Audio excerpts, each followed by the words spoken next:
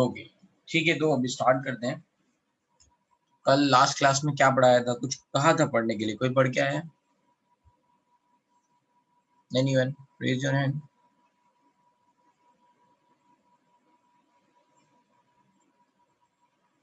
जश ने पढ़ाया है, धनराज ने पढ़ाया है।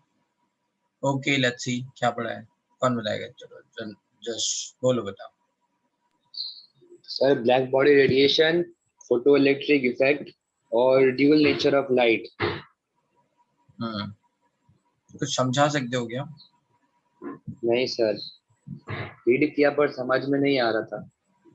अच्छा चलो गुड, लेट्स से ठीक है, मैं समझाऊंगा, बट गुड। देखिए धनराज क्या कहते हैं। हाँ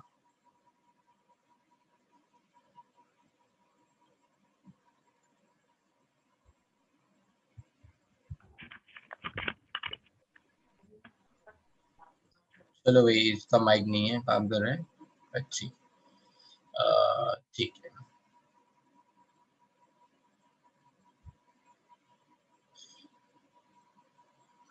तो यस, इलेक्ट्रोमैग्नेटिक रेडिएशन की प्रॉपर्टीज बाकी हैं। तो इलेक्ट्रोमैग्नेटिक रेडिएशन मतलब लाइट, लाइट के बारे में बात कर रहे हैं। So we are going to start with dual nature of light.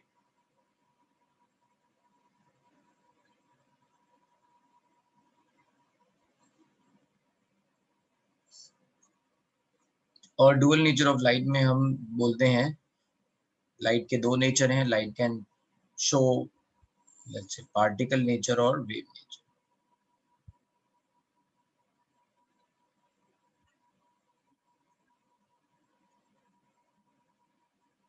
इनका मतलब क्या है पहले ये समझ लेते हैं, then we will move on कि इनमें क्या बातें ऐसी हो रही हैं जो जिसके कारण डुअल नेचर ऑफ लाइट आ रहा है। तो ये डुअल नेचर ऑफ लाइट जो है ना, वो किन साइंटिस्ट ने बताया? Max let's say Planck, Einstein. इन दोनों साइंटिस्ट ने मिलके जो इंफॉर्मेशन निकाली, उससे ये क्लियर हुआ कि लाइट की डुअल नेचर होती है। तो उस पर थोड़ी देर में आएंगे। आइंस्टाइन का रोल है फोटो इलेक्ट्रिक इफेक्ट में, ठीक है। तो पहले ये सब माना जाता था कि जो लाइट है वो वेव नेचर है, ठीक है। रिमेंबर मैक्सवेल जो रेडिएशन की बात कर रहे थे, रेडिएशन मतलब एनर्जी। तो लाइट भी क्या है? एनर्जी है, ठीक है। लाइट भी क्या है? एनर्जी की फॉर्म है, और एनर्जी की ट्रेवल कर रही है। तो एनर्जी ट्रेवल कैसे कर सकती है? तो पहले माना गया दिस इज वेव नेचर, और वेव मतलब कंटिन्यूअस रेडिएशन। कंटिन्यूअस रेडिएशन मतलब वेव नेचर। अब इसको समझते हैं। जैसे मान लो ऐसा करो, एक रस्सी लो, ठीक है, और इस रस्सी को एक एंड पे बांध दो, ठीक है। फिर क्या करो तुम? उसमें पल्स जनरेट करते रहो। तो जो तुमने मैकेनिकल एनर्जी दी रस्सी को, वो ट्रेवल हो रही है या नहीं? मीडियम में जो भी रस्सी है उसमें वो ट्रेवल हो रही है, आगे बढ़ती जा रही है। अगर तुम लगातार पल्स छोड़ते रहोगे तो लगातार वो थोड़ी थोड़ी एनर्जी है ना, वो ट्रेवल होती रहेगी। यस और नो? है ना। मान लो हर सेकंड तुम 2 जूल एनर्जी है ना ऐसे पल्स जनरेट कर करके दे रहे हो, तो 2 जूल एनर्जी वो ऐसे हर सेकंड ट्रांसफर होती रहेगी, है ना। वेव बनती रहेगी, वो लगातार continuous continuous let's say radiation होता है, ठीक है। सबको समझ में आ रहा है ये वर्ड? किसी को कोई बात नहीं समझ में आई हो? ठीक, राइट, गुड। तो ये जो वेव नेचर है वो है transfer of energy through the medium without let's say, मतलब थ्रू द मीडियम, है ना। इसमें कुछ नहीं हो रहा है, इसमें एक पार्टिकल, मीडियम का पार्टिकल आगे ट्रांसफर कर दे रहा है एनर्जी। जैसे एक लाइन है, बहुत बड़ी लाइन है, और उसमें लोग एक दूसरे को जैसे कुछ भी चीज ट्रांसफर कर रहे हैं, तो वो आगे भेजते जा रहे हैं। आई होप कि सबने स्कूल में ऐसा कुछ किया होगा, है ना। चीजें ट्रांसफर करने को होती है तो वो क्या कहते हैं, एक लाइन बना देते हैं और फिर एक से दूसरे को देते जाते हैं। So this is the same thing is happening in let's say wave nature, जहां पे मीडियम के जो पार्टिकल्स हैं वो एनर्जी को बगल वाले एटम पे ट्रांसफर कर दे रहे हैं, ठीक है। And that's how the energy is moving. देखो जब रस्सी ली थी, रस्सी को आपके रस्सी के एक एंड को आपने एनर्जी दी, वो एंड आगे एनर्जी ट्रांसफर कर रहा है ना, रस्सी में जो आगे पार्टिकल्स हैं है ना, उनको एनर्जी ट्रांसफर कर रहा है, खुद मूव नहीं कर रहा है। Are you getting my point? ये वाली बात भी समझ में आई है ना, कि तो वेव नेचर में एनर्जी का ट्रांसफर कैसे हो रहा है, थ्रू द मीडियम हो रहा है, where particles of medium are transferring energy to one to another particle. Clear है? कोई दिक्कत? तो वेव नेचर क्या समझ में आया? एक तो कंटिन्यूअस रेडिएशन है and where continuous energy flow हो रही है, वेयर है ना energy is travelling through the medium, ठीक है। अब समझते हैं पार्टिकल नेचर। पार्टिकल नेचर क्या है? अब अगर मान लो लेट्स से एक बॉल ली मैंने और इस बॉल को बहुत तेजी से मैंने फेंका, काइनेटिक एनर्जी दी, वो सारी काइनेटिक एनर्जी उस पर ट्रेवल होते हुए जहां पे भी टकराई वहां पे एनर्जी ट्रांसफर कर दिया उसने, है ना। जैसे अगर आपके दोस्त ने आपको बॉल मारी है ना पूरे दम से, तो उसने जितनी एनर्जी दी थी वो सारी की सारी आपकी बॉडी ने एब्जॉर्ब कर ली। And here the energy is moving through particle, particle is the energy carrier. Getting my point? अंदर समझ में आया? वेव नेचर में एनर्जी जो है मूव कर रही है through the medium where particle is not moving, बस वो एनर्जी को ट्रांसफर करते जा रहा है। एंड पार्टिकल नेचर में क्या है? एनर्जी इज मूविंग बाई और energy is let's say carried by particle, और वो जाके जहां पे भी टकराएगा वहां एनर्जी ट्रांसफर करेगा, ठीक है। Yes, any any any confusion? Particle and wave nature, इसको डिसकंटिन्यूअस रेडिएशन बोलते हैं,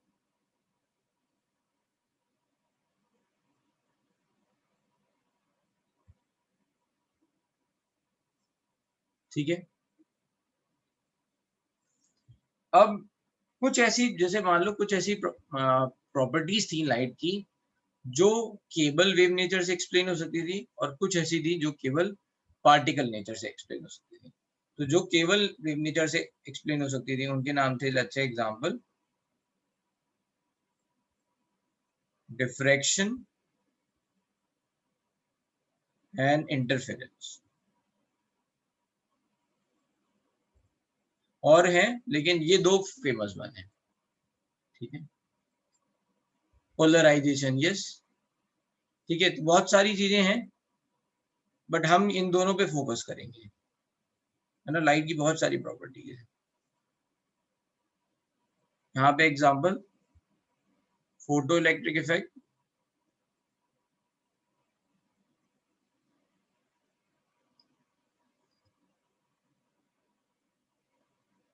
एंड ब्लैक बॉडी रेडिएशन, ये सारे के सारे आपको, है ना, पढ़ाए जाएंगे फिजिक्स में।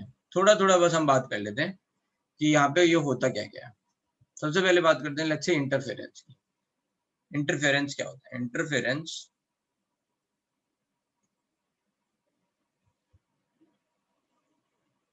इंटरफेरेंस दो तरह का होता है। एक होता है कंस्ट्रक्टिव इंटरफेरेंस,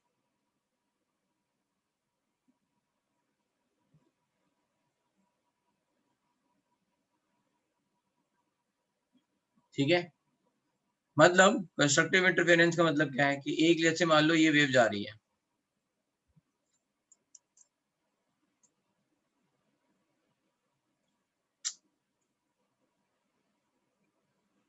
जैसे ये एक वेव मूव कर रही है, राइट।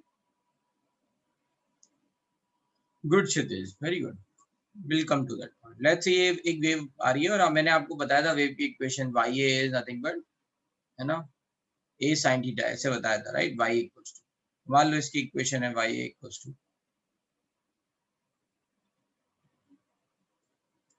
फर्स्ट वेव है let's say y1 a sin theta.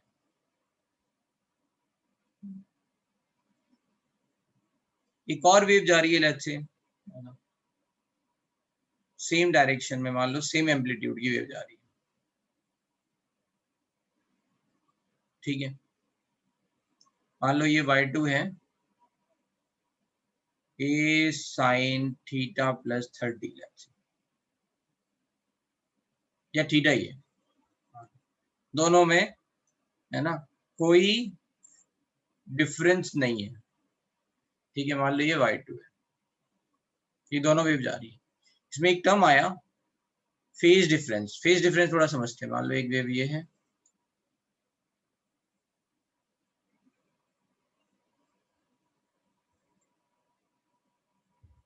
ठीक है, और एक वेव ये है मान लो,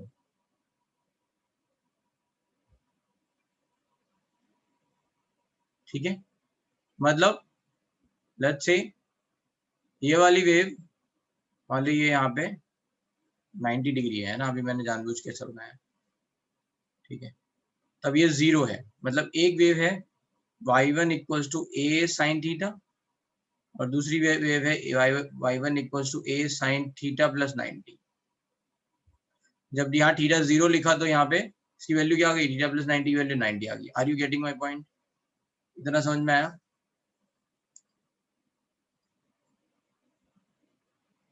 अरे हाँ ना करके बताओ ना।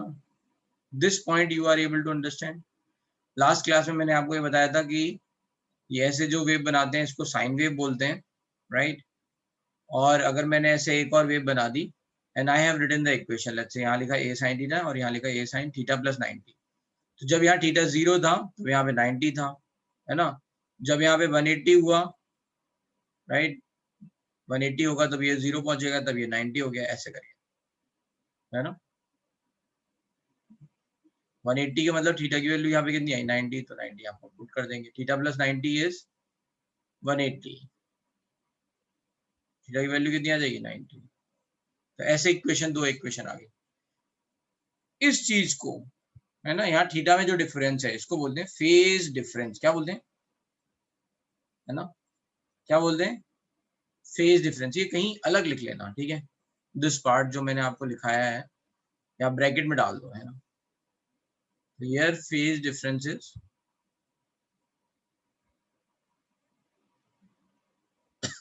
is 90 degree or you can say pi by 2 और लिखा है।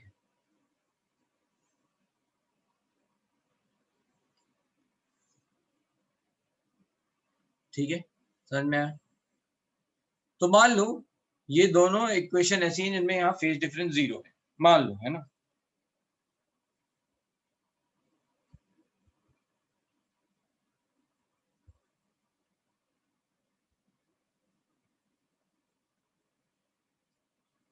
तो अब समझो, जैसे मान लो एक रस्सी है, ठीक है, रस्सी समझते हैं, उसको आपने एक पल्स दी, केवल एक पल्स दी तो जा रही है। उसके बाद तेजी से एक और पल्स दी तो क्या होता है, पीछे वाली पल्स आगे वाली पल्स को कंज्यूम करके बड़ी पल्स बनाती है, ऐसा देखा है?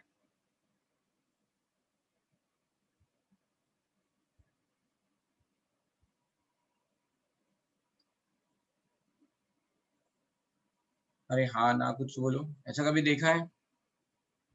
यस, नहीं देखा है, कोई बात नहीं। अच्छा, कभी पानी में पत्थर डाला है, फेंका है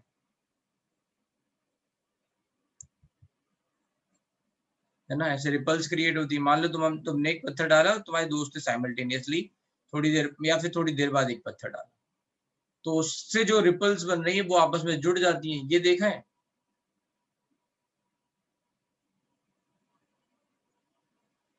हाँ, सबने देखा है ना।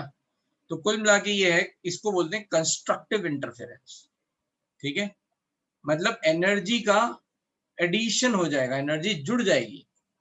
तो अब इनसे बनने वाली, अगर इन दोनों को जोड़ देंगे, इनसे बनने वाली जो भी वेव होगी, राइट, वो क्या हो जाएगी, वो थोड़ी और बड़ी हो जाएगी,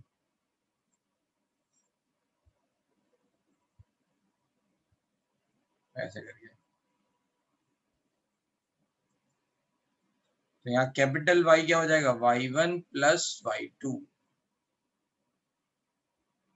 then you can write a sin theta plus a sin theta which is equals to 2a sin theta। ठीक है, तो ये बन जाएगा, यहाँ पे एम्पलीट्यूड क्या हो गया, बढ़ गया, एनर्जी क्या हो गई, बढ़ गई। तो ये याद रखना है, क्या होता है, directly we can add constructive interference.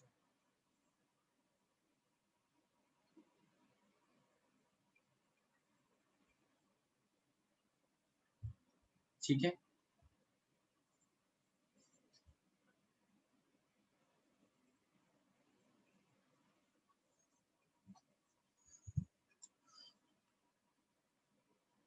Next let's सी,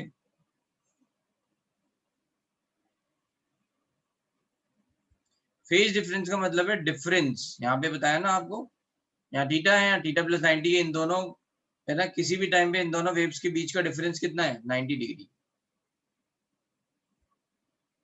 तो इसको क्या बोलेंगे, फेज डिफरेंस। चलो भाई नोट कर लो।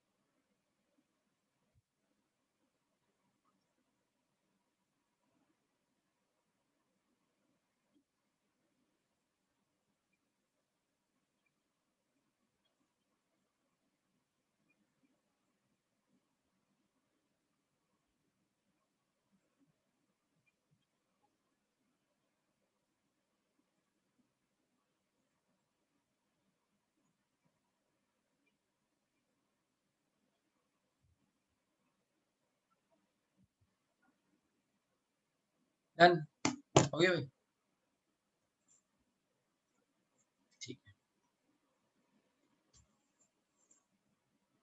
रेडियन में बेटा आप एंगल को पाई में कन्वर्ट कर सकते हो, ठीक है, तो ये याद रखना है, ये रिप्रेजेंटेशन भी इंपॉर्टेंट होते हैं, अगर आपको नहीं पता है तो 180 डिग्री को क्या बोलते हैं, पाई, तो 90 डिग्री को क्या बोलते हैं, पाई बाई 2, 45 को क्या फिर क्या बोलेंगे, पाई बाई 4, 60 को पाई बाई 6, ऐसे याद रखना है, sorry pi by 3 not pi by 6, 30 pi by 6, ठीक है। डिस्ट्रक्टिव इंटरफेरेंस क्या होगा,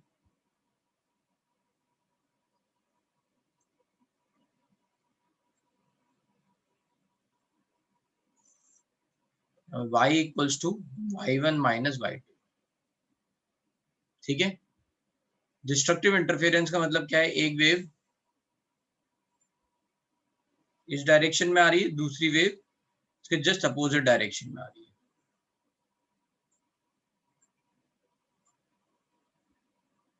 ठीक है। ये क्या, ये दोनों इनकी डायरेक्शन अलग अलग है, राइट। तो इसके कारण क्या होगा, यहाँ पे हम वी कैन से कि इसकी डायरेक्शन, ये एक तरह से ये लिखा हुआ है y1 प्लस माइनस y2, है ना, because this direction is opposite. So क्या बोलेंगे, डिस्ट्रक्टिव इंटरफेरेंस। ये कैसे देख सकते हो, जैसे मान लो दो एंड है, दोनों को टाइटली पकड़ के, है ना, किसी ने मान लो दोनों दोनों एंड से पल्स जनरेट की, तो जब वो पल्स आपस में मिलेगी तो एक दूसरे को क्या करेगी, डिस्ट्रॉय कर देगी। इसका मतलब क्या है, एनर्जी वहां पे क्या होगा, वो एनर्जी डिस्ट्रॉय होके क्या आ जाएगी, राइट। वो एनर्जी जो वेव वाली एनर्जी आपने मैकेनिकल एनर्जी दी, वो किसी चीज में कन्वर्ट हो जाएगी, और वाइब्रेशन, है ना, और किसी तरह में जो वेव फॉर्म होगा वो हट जाएगा, और वो एनर्जी एक दूसरे को कैंसिल आउट करके किसी और फॉर्म ऑफ एनर्जी में चली जाएगी, ठीक है। तो उसका कुछ और मूवमेंट होने लग जाएगा। Are you getting my point, है ना। तो एनर्जी यहाँ पे ऐसे डिस्ट्रक्टिव इंटरफेरेंस है। ये जो चीजें हैं ये पार्टिकल नेचर से आप नहीं समझा सकते, जैसे कंस्ट्रक्टिव इंटरफेरेंस आप नहीं समझा सकते, कि आपने दो पार्टिकल लिए, दोनों पार्टिकल को आपने, है ना, एक दूसरे की तरफ फेंका, राइट, अपोजिट डायरेक्शन में फेंका, तो दोनों पार्टिकल क्या करेंगे, अगर मान लो टकराएंगे भी तो उनके एनर्जी ट्रांसफर होंगे, मोमेंटम ट्रांसफर होंगे, है ना। ऐसा होता है ना कि अगर एक बॉल बहुत तेजी से जा रही हो लेट्स से, और एक बॉल बहुत स्लो जा रही हो, और इन दोनों को टकराओ, टकराने के बाद जो तेज जाने वाली है वो धीरे जाएगी, और जो धीरे जाने वाली है वो तेज जाएगी। ये कभी देखा है?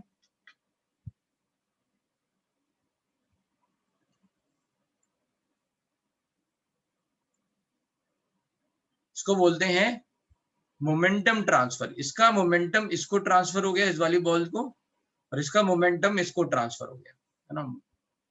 तो यहाँ पे, अरे डेफिनेशन पे मत जाओ, मुझे भी नहीं पता, है ना, बस कॉन्सेप्ट समझ लो, ठीक है कमलेश, सर पढ़ाएंगे पूरा फिजिक्स में। अपन को क्या है, अब हमको मुझे तो केवल इतना समझाना था, वेव नेचर और पार्टिकल नेचर। अगर मैं ये इंटरफेरेंस समझाऊं भी नहीं ना तो भी चलेगा, ठीक है। तो इतनी बात समझ में आ गई। तो अब यहाँ पे पार्टिकल नेचर के हिसाब से कभी भी, है ना, अगर यहाँ पे दोनों ये है तो क्या होगा, right, if you are going to see then this is going to cancel out each other, और यहाँ पे अगर ये y1 y2 दोनों सेम थे तो ये क्या आ जाएगी, वैल्यू 0। तो बताओ, राइट, अगर दो पार्टिकल आपस में टकरा रहे हैं, उनकी एनर्जी ट्रांसफर हो जाएगी एक दूसरे को, बट 0 नहीं हो जाएगी। ऐसा नहीं होगा दोनों टकरा के बस रेस्ट पे आ जाए। तो can you explain this destructive interference term या interference with the help of particle nature? नहीं, सही है।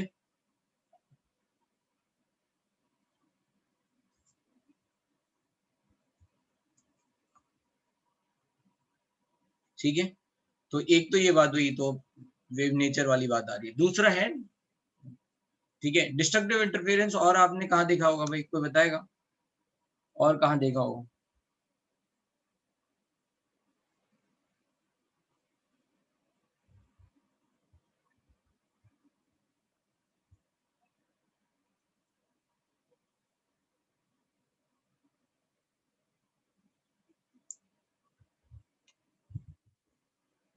ठीक है, जिन्होंने नहीं देखा है कोई बात नहीं, मैंने फिर से बोला है कि आपको क्या करना है, यूट्यूब पे सर्च करना है, ठीक है। इलेक्ट्रॉन एंड न्यूक्लियस, नहीं अभी बात नहीं करेंगे, न्यूक्लियस और इलेक्ट्रॉन आपस में ऐसे कोलाइड नहीं कर रहे हैं जनरली, ठीक है। तो एनीवे, मैंने फिर से बोला था आपको पढ़ के आना है, देख के आना है, इमेजिनेशन बनाना है, आप लोग नहीं कर रहे हो, है ना। इनमें से कितने ऐसे लोग हैं ऐसे जिनको आप पढ़ने में इंटरेस्ट थोड़ा सा अच्छा है, हाथ उठाओ जो पढ़ना चाहते हैं, सच से बताना। और जो ऐसे लोग भी बताओ ऑनेस्टली, जिनको पढ़ने में थोड़ा डिफिकल्टी फील होती है ना, उन पे बाद में आएंगे, जिनको अपने आप को पुश करना पड़ता है। सबको पढ़ना बहुत अच्छा लगता है नहीं ना, कहाँ है वो क्यूरोसिटी कहाँ है? बोला था ना, इसको पढ़ के आना है, देख के आना है।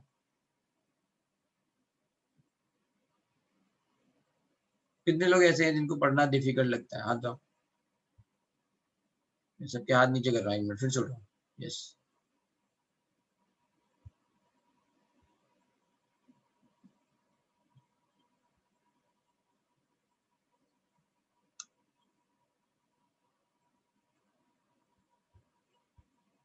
ये सब वो लोग ऐसे हैं जिनको पढ़ने में दिक्कत आती है। तो देखो मैं भी मानता हूँ, है ना, पढ़ना कोई ऐसा म्यूजिक सुनने जैसा तो नहीं है ना। It has its own challenges, ठीक है। पढ़ने को लेके सबसे पहले तो आपका सबसे बड़ा चैलेंज है कंसंट्रेशन, फोकस, है ना, जो कि अगर आपने फोन बगल में रख लिया है तो आएगा ही नहीं, राइट। सो बहुत सारी चैलेंजेस हैं, पढ़ना इतना आसान नहीं है ना, ठीक है, पढ़ना इतना आसान नहीं है, राइट। और एक और बात बता दूं, हाँ, एक मिनट, कह रहा है कोई नहीं। तो पहली बात तो ये इसके लिए एफर्ट चाहिए। अगर आप ध्यान से देखो, अगर कोई चीज केवल हॉबी के लिए की जाए तभी वो एंजॉयमेंट है। अगर उसे कैरियर बनाने के लिए किया जाए तो उसमें भी बहुत मेहनत करनी पड़ती है। अगर let's say if somebody is saying कि मैं स्पोर्ट्स खेलना चाहता हूँ, देन हॉबी के लिए खेलना कभी कभार है ना, खेल लेना 1 घंटा 2 घंटा, राइट, उसमें मजा है। लेकिन किसी से बोलोगे यार दिन रात बस सुबह उठो प्रैक्टिस पे जाओ शाम तक प्रैक्टिस करते रहो, बॉडी इतनी टायर्ड हो जाए, थक जाए, बिल्कुल चूर हो जाए, है ना, ऐसा रोज करो, यू फील लाइक कि आपको मजा आने लग जाएगा। अगर आपका जेन्युइनली इंटरेस्ट ना हो उसमें, बनाओ नहीं तो मजा आएगा।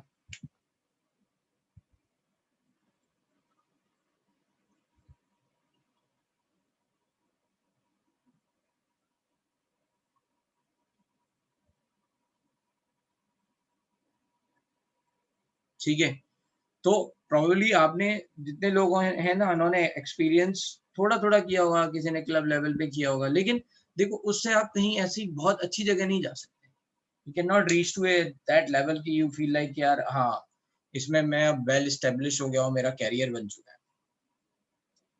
जितनी आपने थोड़ा बहुत अगर कहीं मैच खेला हुआ क्लब लेवल पे जाके, या फिर कोई स्कूल लेवल पे जाके, या फिर हो सकता है कोई सिटी और ऊपर वाले लेवल पे भी गया हो, स्टेट लेवल पे भी गया हो खेलने, बट अगर आपको बिल्कुल उसको फॉलो करना है, पैशन के हिसाब से फॉलो करना है, देन इट रिक्वायर्स एफर्ट, मेहनत चाहिए।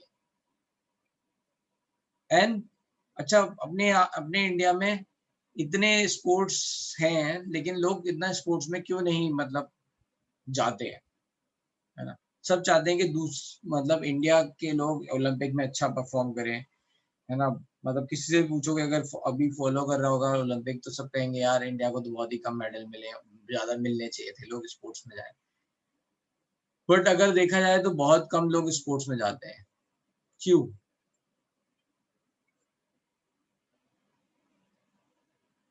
इंडियन पेरेंट नहीं, तुमको भी बोला जाएगा तुम भी यही करोगे, है ना। जब तुम पेरेंट बनोगे ना तो तुम भी यही कहोगे कि मेरा बच्चा जो है ना वो ये करे। We Indians are having calculation skill. हम सोचते हैं, रिस्क एनालाइज करते हैं, रिस्क एनालिसिस में हम लोग बिल्कुल निपुण हैं। एक्सपर्ट। हम देखते हैं कि भैया स्पोर्ट्स में जो कैरियर है वो, अगर आप मान लो सर्टेन लेवल पे पहुंच भी गए तो आपका मैक्सिमम कैरियर, मैं नहीं कह रहा हूं कि आप बिल्कुल ऑब्वियसली कोई बहुत नेशनल लेवल पे बहुत अच्छा कर जाए तब तो खैर काफी अच्छा है, लेकिन आप एक सर्टेन लेवल पे पहुंचे जहाँ पे स्टेट लेवल, आप इंटरनेशनल लेवल थोड़ा बहुत खेल रहे हो, ठीक है, तो भी आपका कैरियर और जो होगा वो मैक्सिमम 15 साल का। आफ्टर 15 ईयर जितना आपने मेहनत करी है उसके बाद आपके बॉडी में कुछ नहीं बचेगा, ना उतना आपका परफॉर्मेंस अच्छा बनेगा so that you can keep up. 15 year, ठीक है, 15 साल है। उस 15 साल में अगर आपने अपनी फेम बना ली, अपना नाम बना लिया, तो आगे काम मिलेगा, कोचिंग का काम मिल सकता है, कहीं पे सिलेक्शन का काम मिल सकता है, कुछ भी मिलेगा।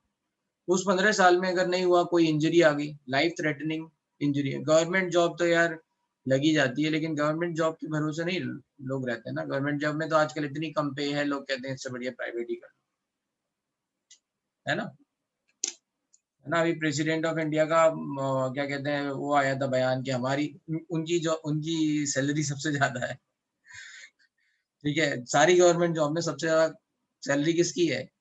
प्रेसिडेंट ऑफ इंडिया की। वो कहते हैं कि हमसे ज्यादा टीचर कमाते हैं। ठीक है, आया था ना शायद, ये किसी ने सुना था, ये वाला स्टेटमेंट न्यूज में आया था। नहीं, नहीं सुना, कोई बात नहीं, अभी सर्च कर लेना आपके बैग में, राइट। तो गवर्नमेंट जॉब के का कोई वो नहीं है, ये है गवर्नमेंट जॉब तो एक सेफ ऑप्शन है कि चलो भैया तुम भूखे नहीं मरोगे, है ना, वहां घर चल जाएगा। बट सी 15 ईयर का कैरियर है, अगर इंजरी हो गई तो लाइफ थ्रेटनिंग इंजरी हो सकती है बहुत सारी, and that's why people don't like encourage much. और उसमें भी एफर्ट पूरे हैं, पास टाइम के लिए खेलना और नेशनल लेवल पे ट्रेन होना, कोई है जो नेशनल खेला हो कुछ? वैसे तो बहुत कम बच्चे हैं यहाँ पे, लेकिन फिर भी कोई है जो नेशनल लेवल पे तक गया हो? क्या खेले Manish? Manish is has played, बताओ भाई। Short put, very good. तो आई एम श्योर कि तुम्हें थोड़ा आइडिया होगा, जो नेशनल लेवल पे तुमने देखा होगा, बाकी जो लोग बड़े बड़े, मतलब तुम तो जूनियर कैटेगरी में होगे, जो सीनियर कैटेगरी में है, राइट, वो कितनी मेहनत कर रहे हैं। यस, है ना, उनकी मेहनत लगातार, मतलब आपको बस गोला फेंकना है, टेक्निक पे काम करना है, अपने बैलेंस पे काम करना है, लगातार डाइट पे काम करना है। हो सकता है आपका कोच आपको बोले कि आपकी ये मसल स्ट्रॉन्ग करनी है, आपको इसके लिए डाइट करो, इसके लिए ये पर्टिकुलर ये फलाना एक्सरसाइज करो, वहां जिम जाके ये करो। So it requires effort. ऐसा नहीं है कि मतलब आपको कुछ करना नहीं है ना, मजा आ रहा है ना। तो जो चीजें हमें बहुत आसान लगती हैं, उनको भी अगर आप कैरियर के लिए मानोगे, जैसे मान लो कोई कहे सिंगिंग, एक हॉबी के लिए सिंग करना और एक प्रोफेशनल सिंगर बनना, बहुत अंतर है, राइट।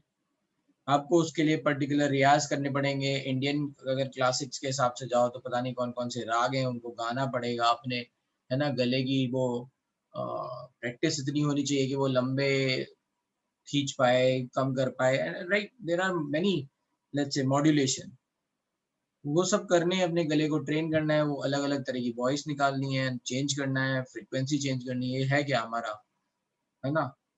जो भी गला है उससे जो साउंड निकल रही है वेव ही ना तो राइट, उसमें मॉड्यूलेशन देखने हैं, वो भी बहुत ऐसा आसान नहीं है। और बने हुए गाने पे, है ना, थीम पकड़ना आसान होता है, कैच करना, उसकी ट्यून बन रही है, उसके हिसाब से अपने आप को एडजस्ट करना है, फिर चेक करना है। एक जो गाना बनता है ना, उसके कई और वेरिएशन भी बनते हैं, सबको पता होगा ये बात, है ना। सिंगर से बहुत सारे वेरिएशन गवाए जाते हैं, फिर देखा जाता है इन सब में बेस्ट कौन सुनने में लग रहा है, and then it is the only one जो रिलीज होता है, बाकी सब तो गए, है ना। और आपको उसमें भी पता है बहुत कंपटीशन है, कई लोगों का गला जेन्युइनली बहुत सुरीला होता है, राइट। तो anyway, what I am trying to say is, जो चीजें हमें आसान लगती हैं वो हैं आसान नहीं। वैसे ही स्टडी है, स्टडी में फायदा क्या है? देखो, स्पोर्ट्स में फायदा ये है कि अगर आप एक बहुत अच्छे लेवल पे पहुंच गए तो आपकी लाइफ बहुत, मतलब लग्जूरियस हो जाएगी, सारी लग्जरी आप अफोर्ड कर लोगे, राइट। बट स्पोर्ट्स में क्या है, अगर आप डिसेंट भी कर गए तो भी बहुत सारी लग्जरी अफोर्ड कर लोगे। And here comes the risk analysis, जो सारे पेरेंट्स करते हैं, इसलिए बहुत सारे लोग पढ़ने में जाते हैं, है ना। अगर कहीं मैथ्स और फिजिक्स और केमिस्ट्री का ओलंपियाड हो रहा है और आप देख लो उसमें इंडियंस आते हैं या नहीं, विनर हो गए, ठीक है। तो तो स्पोर्ट्स में बस थोड़ा सा हम लोग पिछड़ रहे हैं, बाकी इन सब चीजों में तो अच्छे हैं ही। तो ये सब बातें हैं। अब मैं जो बात समझाना चाह रहा हूँ वो है एफर्ट। अगर आप एफर्ट नहीं करोगे ना, जहां आप कैरियर में देखो, लाइफ में ना, एक बात याद रखो, आप अपनी एक स्किल इतनी अच्छी कर लो कि आप उसको जब बेचो, अपनी स्किल को बेचने का मतलब है उसके लिए आप उस स्किल से कैरियर बनाओ, राइट। तो आपको लोग प्रेफर करें। जैसे कोई कोई पर्सन है जिसका मैथ्स बहुत अच्छा है, मान लो, वो एनालिटिकल स्किल काफी अच्छी करता है, राइट, उसकी एनालिसिस अच्छी है, वो ऑब्जर्व अच्छा करता है, राइट। तो उसकी एक स्किल अच्छी हुई। किसी की इंटरपर्सनल स्किल बहुत अच्छी है, उसको बोलना बहुत अच्छी तरह से आता है, लोगों को समझाना, अपनी बात समझाना आता है, राइट। ऐसे जो फ्रेंडली डिस्कशन होते हैं वो नहीं, है ना, सीरियस वाले डिस्कशन जहाँ पे लॉजिक लगता है, लॉजिकली अपनी बात कहना आता है। तो ऐसे कई सारे लोग होते हैं, है ना, वो अपनी अपनी एक एक स्किल अच्छी कर लेते हैं और उसके कारण फिर उनका कैरियर अच्छा कर जाता है ना। आपने देखा भी होगा कि कई लोग कहते हैं कि यार वो बहुत अच्छे कॉलेज से नहीं था लेकिन बहुत आगे निकल गया, right. You heard this type of statement. तो कुल मिला के देखो, आपकी जो सोशल लाइफ आएगी, कई बिजनेसमैन ऐसे होते हैं, है ना, जो बिल्कुल पढ़े लिखे नहीं होते लेकिन करोड़ों कमा रहे होंगे, बिकॉज ऑफ अपनी स्किल, प्लानिंग, है ना, रिस्क एनालिसिस, ये सब उनके अंदर इतनी अच्छी अच्छी स्किल्स हैं कि उन्होंने सही तरह से रिस्क एनालिसिस की, सही जगह पे पैसा लगाया और बहुत पैसा कमाया, राइट। तो आपको अपनी स्किल्स पे काम करना है, अपनी स्किल्स इंप्रूव करनी है, और उस स्किल्स के लिए इंप्रूव करने के लिए क्या जरूरी है? नॉलेज के लिए क्या जरूरी है? नॉलेज, हर एक फील्ड की नॉलेज। क्या पता कल को तुम बिजनेसमैन बनो और तुम्हें केमिकल की फैक्ट्री लगाओ और तुम्हें पता है केमिस्ट्री आती ही नहीं है, तो फिर थोड़ी ना लगा पाओगे, राइट। तुम सोचो कि सपोज करो कि you are the first person जो केमिस्ट्री केमिकल फैक्ट्री लगाना चाहता है। अभी तुम्हारे पास टीम नहीं है, टीम होती है तो सब आसान हो जाता है। तुम्हारे पास कुछ पैसे हैं, राइट, मान लो तुम्हारे पास 1 करोड़ रुपए हैं और तुम एक प्लांट लगाना चाहते हो या कुछ बनाना चाहते हो, let's say, in your life. अभी इंडिया में केमिकल बहुत मतलब बढ़िया चल रहा है ना, जब से ये मेड इन इंडिया और ये सब बातें हो रही हैं, इंडियन कंपनीज मैन्युफैक्चरिंग पे बहुत ध्यान दे रही हैं। इंडिया में केमिकल इंडस्ट्री, फार्मा इंडस्ट्री तो ऑलरेडी काफी अच्छा कर रही है इंडिया में, है ना। देखो जब वैक्सीनेशन, जितनी भी वैक्सीन बनती थी ना, उसका सबसे हब था इंडिया, ठीक है। वैक्सीनेशन का बहुत सारा पार्ट जो है इंडिया में ही बनता है, जितनी भी वैक्सीन बनती है। इसीलिए जब याद हो, जब वैक्सीनेशन की बात आ रही थी कोरोना की, तो बात ये आ रही थी कि इंडिया को हम तभी देंगे लाइसेंस, जैसे वो कोविडशील्ड है, कोविडशील्ड का लाइसेंस, कोविडशील्ड मतलब एस्ट्राजेनेका, है ना, ऑक्सफोर्ड वाली, है ना, वो इंडिया वाला डोजेस बना रहा है, बाहर भेज रहा है, कोविडशील्ड जा रही है, ठीक है। तो अभी केमिकल इंडस्ट्री में काफी काम हो रहा है। बट लेट्स सपोज कि तुम्हारे पास पैसे हैं और तुम जो है एक प्लांट लगाना चाहते हो। Now what are the challenges? Challenges होंगी कि पहले आप एक ट्रस्टफुल वर्दी टीम बनाओ, ऐसी टीम बनाओ जो आपके साथ मेहनत कर सके। तो पहले आप एक बंदे को जोड़ोगे, दूसरे को जोड़ोगे। अगर आपके एरर इन जजमेंट हो गई शुरुआत में ही, तो ऐसे लोग आपने ले लिए जो थोड़े से काम करने में परफेक्ट नहीं है, तो आपका बिजनेस गया। कई सारे काम तो आपको खुद ही करने पड़ेंगे शुरुआत में, है ना। लोगों को तो हायर तब कर पाओगे ना जब कुछ प्रॉफिट रेवेन्यू आना चालू होगा। Initially what will happen? Everything you have to do, right. फिर क्या होगा उससे? नॉलेज नहीं होगी तो क्या होगा? हम ही पिछड़ जाएंगे, हम ही पीछे रह जाएंगे, है ना। हमें दूसरों के पास जाना पड़ेगा, उनकी एडवाइस लेनी पड़ेगी। सही होगी नहीं होगी क्या पता, है ना। You are, if you don't know anything, अगर किसी ने कुछ भी बोल दिया तो यू कैन नॉट जज कि उसने सही बोला गलत बोला, उसमें क्या रिस्क है। नॉलेज जरूरी है। The thing is, you are acquiring the knowledge जो आपकी लाइफ में आगे काम आएगी, आपको पता नहीं कहाँ काम आएगी, है ना। सबको पता है वो स्टीव जॉब्स ने कैलीग्राफी क्यों सीखी थी, उसका यूज कहाँ किया फिर उसने। मैंने किसी से बोलो कैलीग्राफी सीख लोगे तो वो मना कर देगा, क्या जरूरत है, राइट। ये तो सबको पता है। फॉन्ट में, यस, जिसके कारण वो अट्रैक्टिव लगा शुरुआत में विंडोज और एप्पल में, फिर एप्पल लोग प्रेफर करते थे। तो देखो भाई, लाइफ में कौन सी चीज कब काम आ जाए आपको पता नहीं है, राइट। बट उसके लिए आपको मेंटली प्रिपेयर तो होना चाहिए, आपको आना तो चाहिए। मतलब आप जब मुंह खोलो तो लगना चाहिए भैया ये इंसान नॉलेजेबल है, ठीक है। The main thing is this, है ना। बातों की वैल्यू होती है ना।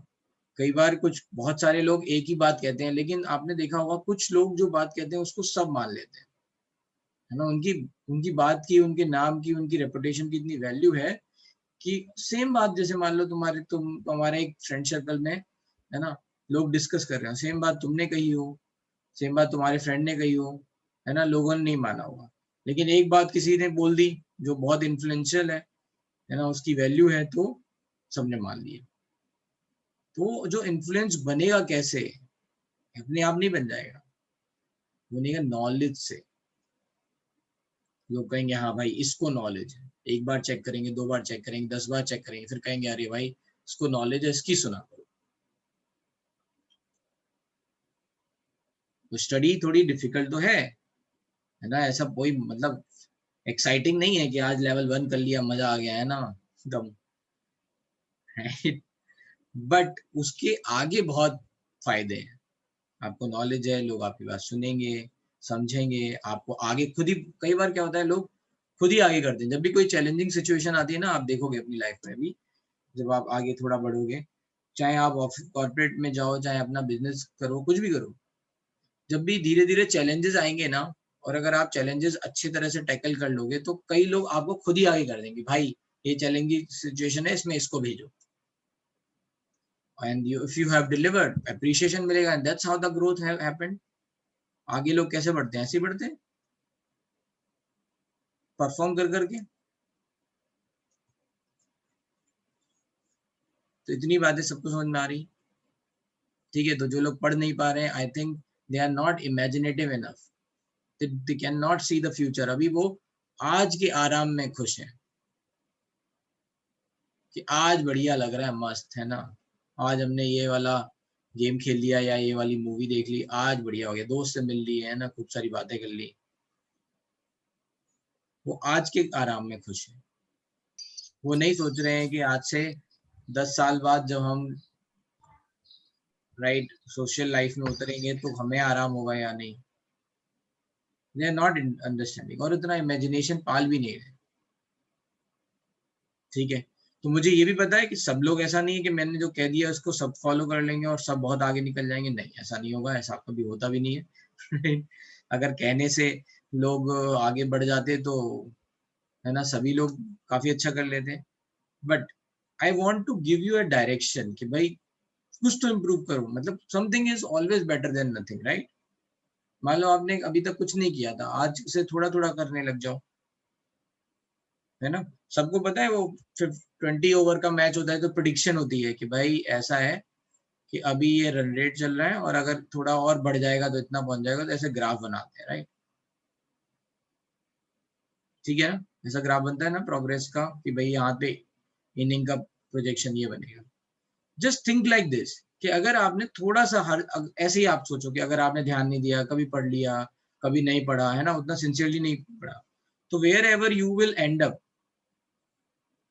है ना, जहां पे भी आप एंड होगे, लेट्स से आप यहाँ एंड होगे और आपने थोड़ी सी भी इंटेंसिटी दिखा के थोड़ा थोड़ा इंप्रूवमेंट किया, तो आप जहां पे भी एंड होगे वहां पे ह्यूज डिफरेंस आएगा। There is going to be a huge difference if you are going to let's say improve little bit every day। Just imagine कि एक बच्चा ऐसा है जो, है ना, कभी पढ़ता है कभी नहीं, एग्जाम के लिए पढ़ लिया, फिर 4 दिन में एक बार बहुत सिंसियरली पढ़ लिया, फिर 3 दिन ऐसे ही हो गया। ऐसे ही होते हैं ना हम लोग, भाई देखो यही तो है सच, जिंदगी के सच यही है ना, किसी दिन ज्यादा मन करता है पढ़ने का, किसी दिन नहीं करता है ना? सही है। हाँ ना, यस ना? भाई मैं गलत तो नहीं बोल रहा हूँ, मैं चाहता हूँ कि मैं जो बोल रहा हूँ उसमें अगर कोई डिसएग्री हो तो बता दे भाई। तो देखो, राइट, तो देखो, सोचो कि उसके कारण जो भी तुम्हारी परफॉर्मेंस बनेगी, लेट्स से मैं कहूँ कि बोर्ड में तुम्हारे लेट्स से 90% आ जाएंगे, मान लो अभी 10th बोर्ड में तो 90%। अगर तुम, कोई बच्चा ऐसा है जिसने थोड़ा थोड़ा पढ़ा होगा एवरी डे, तो उसके हो सकता है 95% आए हो, 96% आए हो, 97 आए हो, बट 90 से तो ऊपर ही आएंगे ना, क्योंकि उसने थोड़े और एफर्ट दिए।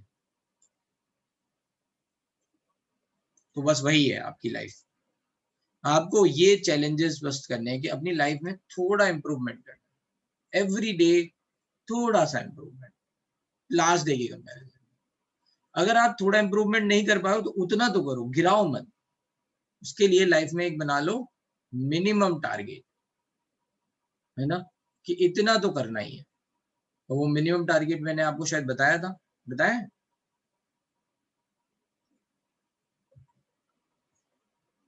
पढ़ाई कैसे करें ऐसा कुछ बताया था? नहीं बताया? तो भाई जिनको नहीं पता है, वो एक मिनिमम टारगेट बना लो कि भाई जिस दिन क्लास है उस दिन क्लास का पूरा प्रॉपर रिवीजन होगा, ढंग से जो क्लास में पढ़ाया गया था ध्यान से क्लास में सुना, फिर वही चीजें मैंने अपने आप पढ़ के देखी, रिवाइज करके देखी, मुझे कहीं क्यूरियोसिटी लगी, है ना, मुझे लगा कि मैं डिस्ट्रक्टिव इंटरफेरेंस और देखना चाहता हूँ। क्यूरियोसिटी भी होना जरूरी है ना? जिनके अंदर क्यूरियोसिटी नहीं होती वो जल्दी जल्दी बस घास काटते रहते हैं, जल्दी जल्दी खत्म करो, हो गया, नहीं। Slow is smooth, smooth is fast, ये याद रखना, ठीक है? हमारे टीचर कहते थे कि जितना स्लो रिवीजन में जाओगे, जब आप अपने नोट्स पढ़ रहे हो, फर्स्ट रिवीजन सेकंड रिवीजन, जितना स्लो होगा, जितना हर एंगल को सोच के उसमें जो क्यूरियोसिटी फाइंड करके सर अपने अंदर से आंसर निकालोगे, राइट, जितना क्यूरियस होगे शुरुआत में, जितना स्लो आपका रिवीजन होगा, हर स्टेप देखोगे सर ने ये बात ऐसे कैसे लिखी है ना, क्यों आई, एक एक पॉइंट पे जितना स्लो होगे उतना फास्ट आप बाद में सॉल्व करते टाइम को मिलोगे। Slow is smooth and smooth is fast. आपके कॉन्सेप्ट स्मूथ हो जाएंगे और एक बार आपके कॉन्सेप्ट स्मूथ हो गए तो फास्ट हो जाएंगे। ठीक है, तो क्या करना है, जिस दिन क्लास हो उस दिन प्रॉपरली आप उस दिन क्लास के नोट्स अच्छी तरह से रिवाइज कर लो, बढ़िया। अगर आपको लगे कि आपको 5-10 क्वेश्चन करने हैं तो आप 5-10 क्वेश्चन का टारगेट बना लो। आपको लगे नहीं तो अगले दिन मिनिमम टारगेट ये है, जिस दिन क्लास नहीं होगी उस दिन 20-20 क्वेश्चन मैं हर सब्जेक्ट की करूंगा, 20-25 ऐसे कोई टारगेट बना लो। बस ये मिनिमम टारगेट हो गया आपकी लाइफ का। अब ये इंश्योर करते रहना है हर बार। तो सोचो आज जहाँ पे जिस जिस स्टडी में कोई डायरेक्शन नहीं थी, कभी पढ़ लिया, होमवर्क दे दिया सर ने तो कर लिया, नहीं दिया तो नहीं किया, उसमें थोड़ा डायरेक्शन आ जाएगी, उसमें थोड़ा सा एफर्ट लगने लग जाएंगे, तो क्या होगा, आपकी परफॉर्मेंस, आप जो भी थे वो आप पहले से बेटर हो जाओगे। यस, समझ में आया? तो एफर्ट लगाने पड़ेंगे, ऐसा नहीं है ना, कोई भी मैंने आज तक देखा नहीं जो पढ़ने के बाद नाच रहा हो, है ना, कि मैंने 10 घंटे पढ़ाई कर ली अब मैं नाच लेता हूँ, है कोई? तो इट रिक्वायर्स एफर्ट, है ना, थोड़ा सा टीडियस भी है, sometime it is boring, right, but अगर आपने एफर्ट लगाए you will be more knowledgeable. मैंने शायद ये वाला एग्जांपल तो बताया होगा, शॉर्टकट वाला, लॉन्ग कट वाला, मैं एक एग्जांपल बताता हूँ फिर उससे आपको और क्लियर होनी चाहिए, फिर वी विल कम टू और जो भी हम डिस्कशन कर रहे हैं इस पर। जैसे मान लो एक आपकी सिटी में, होम टाउन में, यहाँ तो मुंबई में नहीं, मान लो होम टाउन में एक पॉइंट से दूसरे पॉइंट पे, क्योंकि वहां पे हम इसलिए बोल रहे हैं वहां गलियां ज्यादा होती है होम टाउन में, जहाँ मतलब आपके पेरेंट्स वगैरह रहते हैं और गाँव वाँव जब कभी जाते हैं, वहां पे मान लो एक पॉइंट से दूसरे पॉइंट तक जाना हो, तो अगर आपने पूरा एरिया छान मारा हुआ है बिल्कुल एकदम बढ़िया तरह से, तो आप शॉर्टेस्ट रास्ता बता दोगे कि आप ये वाली गली ले लो, वहाँ फलाने पे इस टाइम पे ट्रैफिक नहीं मिलेगा, और आप ये वाला, है ना, और ये वाला चौराहे से जाके इधर मुड़ जाना, उधर मुड़ जाना और यहाँ पर। सही है, अगर आपने पूरा एरिया छान मारा है, सही है, ये भाई इतना ये हो सकता है ये मुंबई में भी आप ये बात सम रिलेट कर पाओ, राइट, अगर आपको पूरा पता है, आइडिया है। और अगर आपको नहीं पता है तो क्या करोगे, आप गूगल मैप खोलोगे, स्टैंडर्ड पाथ देखोगे, भैया यहाँ से यहाँ ऐसे जाना है, ठीक है, ये वाली रोड लेके, ठीक है, मान लो अभी गूगल की बात नहीं करते, गूगल वाला तो खैर ये भी बता देता है ट्रैफिक किधर है, तो ठीक है, मान लो नॉर्मल आपको स्टैंडर्ड पता हो तो आप ये वाला पाथ बोलोगे, भाई ये वाली स्टैंडर्ड रोड है, यहाँ से यहाँ चलेगा, सही है, ठीक है, दोनों काम दोनों हो रहे हैं, दोनों तरीके से हो रहे हैं। अरे भाई शांत हो जाओ, माइक ऑफ रखो, चलो मैंने ऑफ कर दिया सबके माइक, ठीक है, काम दोनों तरीके से हो रहे हैं, पहुंच आप दोनों से रहे हो, लेकिन स्मार्ट वे कौन सा है, ये वाला, है ना, ये भी चलेगा बट ये स्मार्ट है, ये ज्यादा स्मार्ट है, राइट, शॉर्ट है, स्मार्ट है, बढ़िया रहेगा, है ना। मान लो किसी की अगर कोई ट्रेन बस छूट रही हो तो ये वाले से मिल जाएगी और ये वाले से नहीं मिलेगी। इसका मतलब ये है कि जब आपको उस पूरे एरिया की नॉलेज थी, then only you can understand which one is the shortest path or which one is the smartest path। पूरे एरिया की नॉलेज थी, भाई सही कह रहा हूँ ना मैं, ये बात समझ पा रहे हो?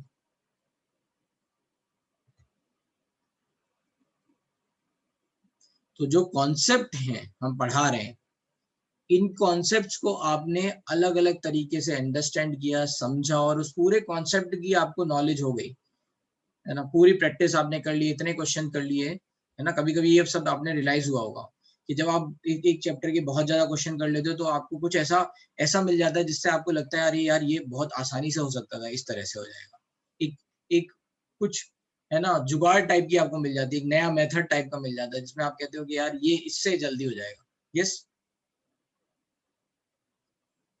ये रियलाइज किया 10 तक, आई डोंट नो, हो सकता है लोगों ने रियलाइज ना किया हो, बट ऐसा कभी हुआ है जब आपने कोई चैप्टर बहुत ज्यादा कर लिया हो तो आपको ये रियलाइज होता है ये वाला मेथड ज्यादा आसान है, इससे करेंगे।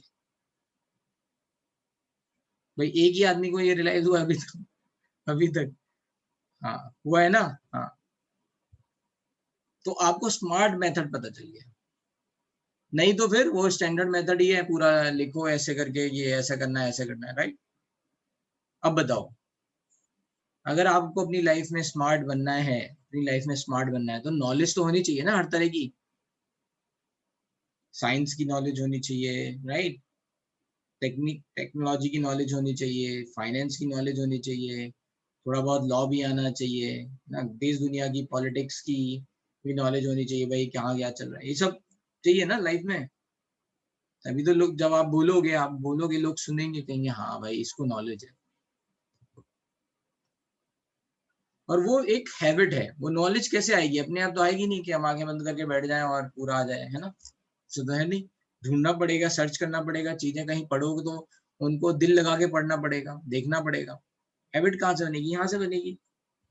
अभी 11th 12th में बना रहे हैं हम हैबिट, बैठने की हैबिट बनाएंगे तुम्हारी, पढ़ने की हैबिट बनाएंगे, है ना। इतना पढ़वाएंगे तुम्हें कि तुम टायर्ड होने के बाद भी पढ़ोगे। अभी से बनाएंगे तुम्हारी हैबिट, तो थोड़ा लगो, है ना। ऐसा नहीं है कि बस अब हम अभी लगेंगे नहीं, है ना, पढ़ेंगे नहीं, ये सब नहीं होना चाहिए, ठीक है। थोड़ा थोड़ा धीरे धीरे लगे रहो। बाकी कहीं कोई प्रॉब्लम है तो मैं हूँ तुम्हें समझाने के लिए, बताने के लिए, टीचर। हम लोगों का काम ही यही है, अपने बच्चों की ध्यान रखना, उनको समझाते रहना, मोटिवेट करते रहना। ठीक है, चलो अब चलते हैं।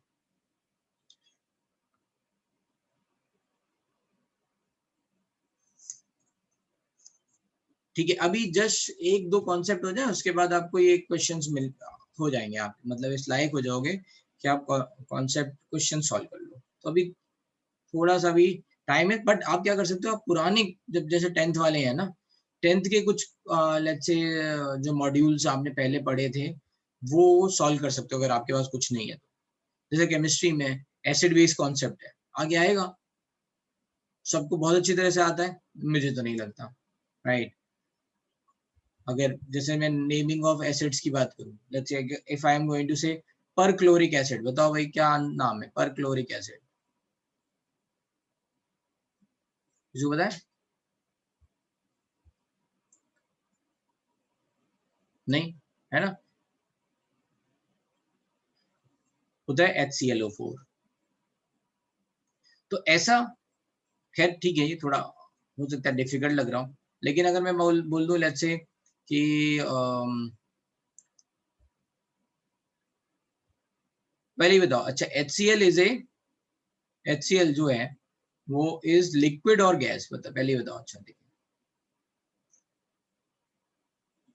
HCl इज लिक्विड और गैस,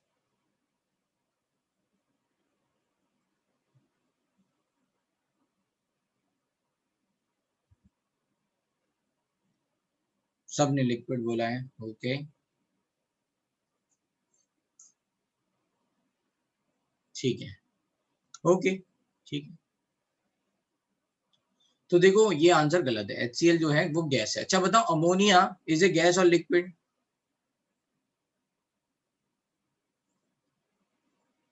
गैस, यहाँ सबने बोला कि अमोनिया गैस है, कही सही बात है। लेकिन अगर मैं बोलूं कि अमोनिया को पानी में डाल दे तो क्या बनाएगा,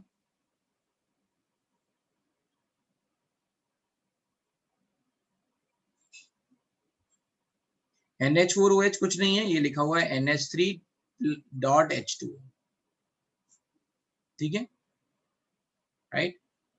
तो यहाँ आप समझ गए हैं ना कि ये गैस है, यहाँ आपने ये नहीं बोला लिक्विड, वैसे ही HCl के साथ है।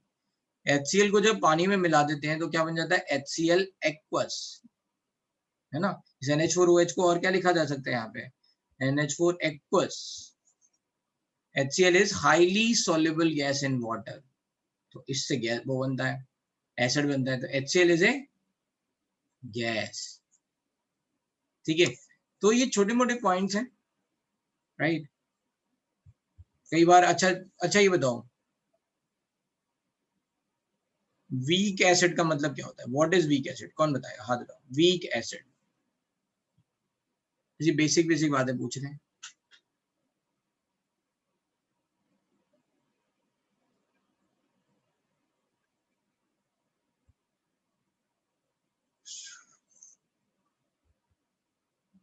Weak acid and alkali, alkali मतलब बेस बेटा, जश, अल्कली मतलब बेस। कौन बता रहा है? यस, लो बताओ, यस क्या है आयुष? सर जिसमें H+ आयन कम हो। जिसमें H+ आयन कम हो, ठीक है। तो अब वैसे मान लो मैंने बोला कि मैंने 1 मोल HCl मैंने बहुत सारे पानी में डाल दिया, जैसे 10⁻7 लीटर वाटर में डाल दिया, तो ये वीक एसिड हो गया HCl यहाँ पे।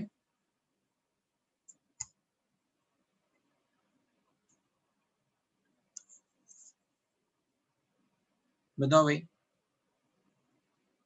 अब HCl यहाँ पे वीक हो गया क्या?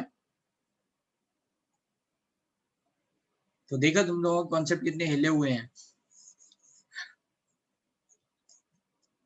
कंसंट्रेशन से वीक का लेना देना नहीं है, कंसंट्रेशन से लेना देना है डाइल्यूट का। डाइल्यूट एसिड, अगर कंसंट्रेशन कम है डाइल्यूट एसिड हो जाएगा, है ना। अगर कंसंट्रेशन ज्यादा है कंसंट्रेटेड एसिड हो जाएगा।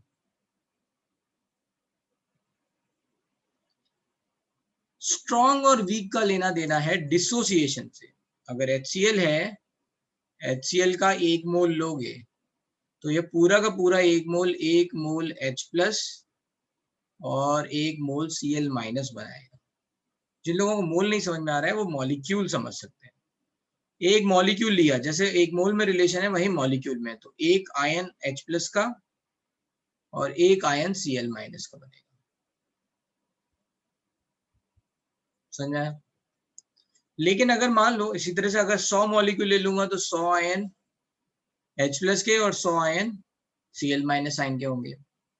लेकिन अगर मैंने CH3COOH लिया which is a weak acid, इसके यहाँ 100 मॉलिक्यूल ले लिए, तो मुझे यहाँ पे 100 आयन H+ के नहीं मिलेंगे। इसका मतलब क्या है? इसका पूरा डिसोसिएशन नहीं हो रहा है, इसका 100% डिसोसिएशन हो रहा है। इसका 100% डिसोसिएशन नहीं होता है, इसका अप्रोक्सीमेटली 10% या 10% से कम डिसोसिएशन होता है। मतलब अगर आपने 100 मॉलिक्यूल ले लिए तो केवल 10 मॉलिक्यूल ही टूटेंगे और 10 ही H+ मिलेंगे। इसको बोलते हैं वीक एसिड। ठीक है, तो अभी क्या है, जिन लोगों को लगता है कि उनको उनके पास कुछ है नहीं पढ़ने को, वो अपना ये मत सोचें कि 10th का जो पढ़ाया है उसका काम नहीं है। 10th का बहुत मतलब काम आने वाला है। ठीक है, तो आप 10th का जो भी है उसके कोई चैप्टर ले सकते हैं, आप उठा के पढ़ सकते हैं, है ना। फिर भी अगर किसी को लगे कि मतलब भाई, है ना, नहीं मेरे को और चाहिए, तो फिर वो लोग क्या कर सकते हैं, वो मैंने आपको अपना चैनल बता ही दिया है, उसमें कई सारे लेक्चर पड़े हुए हैं। आपको अगर मन करे आप आगे के लेक्चर देख सकते हो, है ना, और बैचेस में जो पढ़ाया गया है। और ये पढ़ने के लिए ना बहाने की जरूरत नहीं है, पढ़ने के लिए आपको, है ना, कार्बन कंपाउंड पढ़ सकते हो, वेरी गुड। पढ़ने के लिए बस आपको इच्छा की जरूरत है ना, you need a will for that, कि भाई मुझे थोड़ा पढ़ना है, मुझे सीखना है, मुझे नॉलेज गेन करनी है। मटेरियल काफी है वैसे, ठीक है। लेना चाहो तो एक एक रेफरेंस बुक ले लो, अगर लेने में किसी को इंटरेस्ट है तो रेफरेंस बुक ले लो। आई थिंक आप लोग सब लोग बालाजी पब्लिकेशन की आती हैं बुक्स, वो ले लो अगर आपको मन, अगर करे मन, ठीक है, तो आप वहाँ पे ले लो। उसमें थ्योरी वाली बुक लेना चाहो थ्योरी की ले लो, और थ्योरी की नहीं तो केवल न्यूमेरिकल वाली बुक भी ले सकते हो आप, ठीक है। अपने अपने लेवल के हिसाब से। जेई एडवांस की तैयारी कर रहे हो तो जेई एडवांस वाला लेना, जेई मेन की कर रहे हो तो जेई मेन लेना, ठीक है। न्यूमेरिकल्स के लिए बोल रहा हूँ, न्यूमेरिकल्स, है ना। कई बार क्या होता है, थ्योरी की बुक्स जो है ना इतनी मोटी मोटी हो जाती हैं कि देख के डर लगता है, राइट। इतनी मोटी बुक हो गई मान लो, अब उसको देख के डर लग रहा है, उसको हर बार उठाने में ही ऐसा लग रहा है कि यार कितना पढ़ना पड़ेगा। साइकोलॉजी है ना, देख के डर लग जाता है, देख के अच्छा लगे छोटी सी पतली सी बुक हो। तो न्यूमेरिकल की बुक्स लो, पतली सी बुक होगी कंपैरिजन में, उसको सॉल्व कर लेना। थ्योरी तो हम पढ़ा ही रहे हैं, यहाँ पे कॉन्सेप्ट समझा ही रहे हैं। लेकिन यस, अगर आपको चाहिए, हाँ नरेंद्र अवस्थी, हाँ वो ये सब बालाजी पब्लिकेशन की है, मैं बता चुका हूँ ना, बालाजी पब्लिकेशन में आती है। बालाजी पब्लिकेशन में 3 टीचर हैं, फिजिकल के लिए नरेंद्र अवस्थी हैं, ऑर्गेनिक के लिए MS चौहान है, और इनऑर्गेनिक के लिए आई थिंक बीजे कुछ, क्या नाम है, कुछ है, राइट। चलो अभी आगे चलते हैं। VK जायसवाल, हाँ VK जायसवाल, राइट। बस काफी है, काफी फेमस टीचर हैं और अच्छा भी उन्होंने दे रखा है कंटेंट, ठीक है। चलते हैं अब आगे। अब नेक्स्ट है डिफ्रैक्शन। क्या होता है डिफ्रैक्शन, कोई किसी ने पढ़ा, कोई बताना चाहेगा? एनीवन? आयुष, क्षितिज, चलो बताओ Kshitij. Yes sir. Sir Hindi में बता चलेगा? हाँ हाँ हिंदी में बताओ, मैं हिंदी में पूछ रहा हूँ।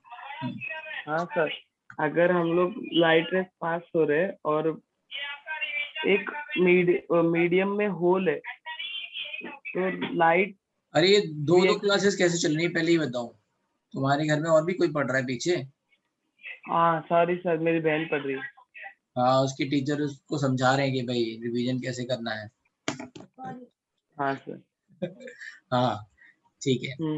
हाँ सर, हाँ if light rays are passing through medium, we expect that, मतलब होल रहेगा तो उसमें से सिर्फ लाइट रेज निकलनी चाहिए, पर लाइट स्प्रेड हो जाती है। ठीक है, this good, is called difference. ठीक है। तो bending of light through any obstacle और sharp corner is called diffraction, ठीक है। क्या बात आई यहाँ पे, बेंडिंग ऑफ लाइट, ये आप लिख लेते हैं।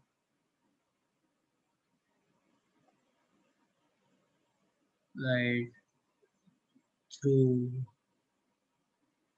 ऑब्स्टिकल और लेट्स से कॉर्नर।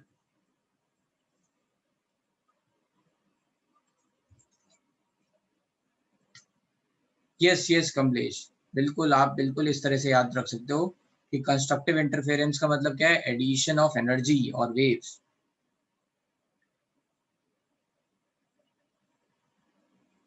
ठीक है। तो बेंडिंग ऑफ लाइट, अब इसका मतलब क्या है ये समझते हैं। तो जैसे आप ये समझ लो,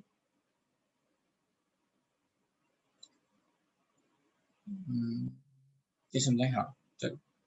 जैसे आप ये समझो कि अगर हम डेंस फॉरेस्ट की बात कर रहे हैं ना, डेंस फॉरेस्ट में सनलाइट ऊपर से गिर रही है। डेंस फॉरेस्ट कैसे होते हैं, जहाँ पे बहुत पेड़ बड़े बड़े और है ना बहुत घने हैं, तो जितनी भी लाइट आपकी गिर रही है उसमें से काफी सारी light because of these dense forest ऊपर वाली लीफ से ही रिफ्लेक्ट होके वापस चली जानी चाहिए, नीचे तक तो नहीं पहुंचनी चाहिए, है ना, because these are so dense. ऊपर से देखोगे तो आपको लगेगा बिल्कुल, है ना, राइट। अगर केवल और केवल लाइट जो है वो बेंड नहीं होती, अगर डिफ्रैक्शन नहीं हो रहा होता, तो फिर क्या होता, लाइट गिरती किसी ना किसी ट्री लीफ से, किसी ब्रांच से, या फिर है ना वो रिफ्लेक्ट होके वापस चली जाती, और नीचे वेजिटेशन ग्रो होता। हर वेजिटेशन को तो सनलाइट चाहिए, तो नीचे वेजिटेशन ग्रो नहीं होता, बट ऐसा तो सच है नहीं, वेजिटेशन ग्रो होता है। तो होता क्या है कि जो लीव्स के शार्प एजेस हैं उनसे थोड़ी थोड़ी लाइट बेंड होके नीचे की तरफ आती है, ठीक है।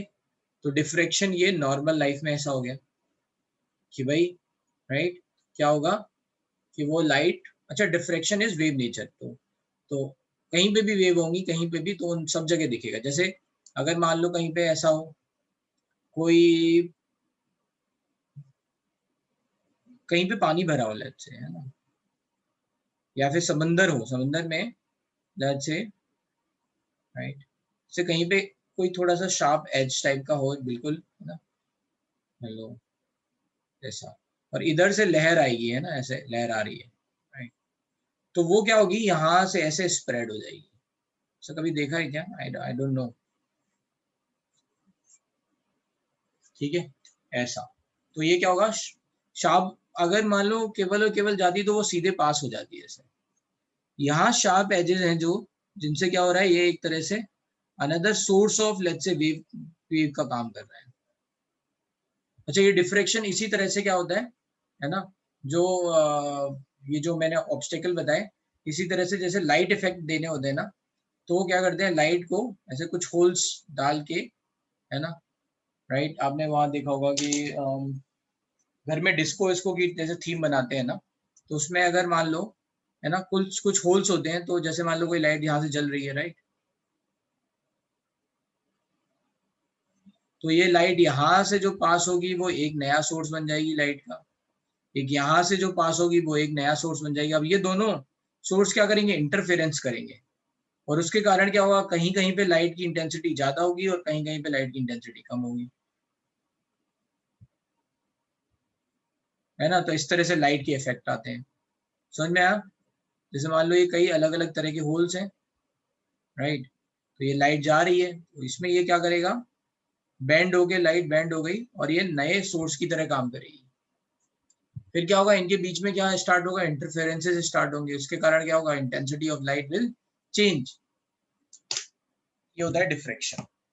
तो डिफ्रेक्शन का सबसे आसान तरीका एग्जांपल तो जो मैंने आपको डेंस फॉरेस्ट में बताया, वो आप ज्यादा अच्छी तरह से रिलेट कर सकते हो, और इसको क्या कर सकते हो, आप सर्च कर सकते हो, ठीक है। ये जो बात बता रहा हूं मैं यहाँ पे, कि अगर लाइट सोर्स है कहीं पे, ठीक है, तो उस लाइट सोर्स के कारण क्या होता है, राइट, वो किसी भी होल के थ्रू अगर जा रही है, लाइट पास हो रही है, किसी भी ऑब्स्टेकल के थ्रू पास हो रही है या कॉर्नर के थ्रू पास हो रही है, तो उस कॉर्नर के कारण वो लाइट, है ना, बेंड हो जाती है, ठीक है, मुड़ जाती है, मतलब, है ना। ऐसा देखो, दो चीजें होती है, लाइट अगर केवल पार्टिकल नेचर की तरह लाइट होती, लाइट में तो दोनों नेचर है ना, particle and let's say wave.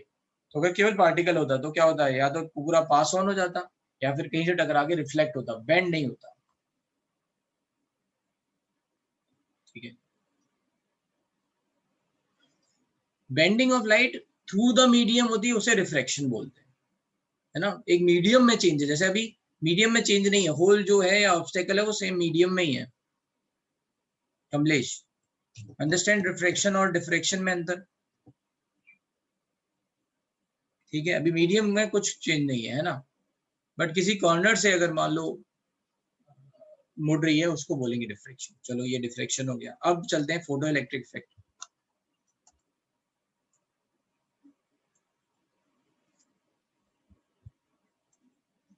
क्या होता है फोटो इलेक्ट्रिक इफेक्ट? तो सब लोगों ने अभी लाइट वाले, लाइट सेंसिटिव एप्लीकेशन तो देखे ही है ना, कि मान लो लेट्स से वो पानी वाला है ना एग्जांपल, की आप हाथ नीचे रखोगे तो फिर पानी आने लग जाएगा टैप में, या फिर आप कहीं खड़े होगे तो वो दरवाजा खुल जाएगा। These are all are involving light sensitive and like कुछ लाइट से ही लेना लेना देना है। तो क्या लेना देना है, वो है फोटोवोल्टिक सेल होते हैं। क्या होते हैं? Photovoltaic cell, and those are going to define कि कौन सा एक्शन होगा। अगर लाइट गिरेगी तो क्या होगा, लाइट नहीं गिरेगी, है ना। कोई सेंसर होता है उसके, उस पे लाइट, जैसे आपने देखा हुआ है ना, वो टैब वाले में तो देखा ही होगा, मॉल वॉल में शायद वो वाले लगे रहते हैं जिनमें एक रेड कलर की लाइट जलती है, उससे अगर आप ऐसे पास करोगे आपका हाथ दिख जाएगा वहां पे, है ना। लाइट की एक टाइम पे लाइट आना बंद होगी, फिर उसके बाद तो उसको एक सिग्नल मिल जाएगा कि ठीक है, आप पानी देना है, डालना है। जो मैं कह रहा हूँ वो बात इमेजिन कर पा रहे हो, समझ पा रहे हो?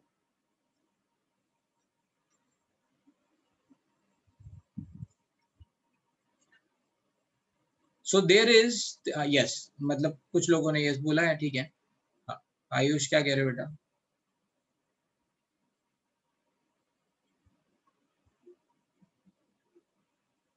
बोलो आयुष। हाँ, नहीं कुछ नहीं कह रहा, ठीक है, ओके, ठीक है।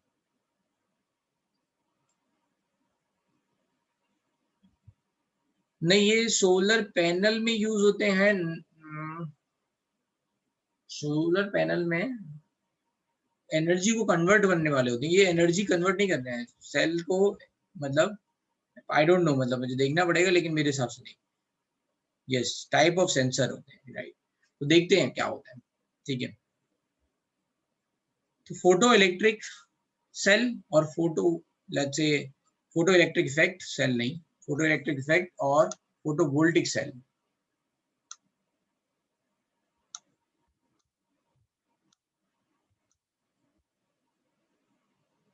ठीक है, हाँ हो सकते हैं, मतलब मुझे देखना पड़ेगा, मुझे पता नहीं है कि ये होते ही हैं या नहीं होते हैं, एक बार कंफर्म करना पड़ेगा, ठीक है। तो next application is photo electric effect. होता क्या है, बस इस पर ध्यान देते हैं। तो आप सब लोगों ने वो कैथोड रे ट्यूब एक्सपेरिमेंट तो याद होगा थोड़ा थोड़ा, कि ऐसे यहाँ पे इलेक्ट्रोड होते थे दो और ये बैटरी से जुड़े होते थे।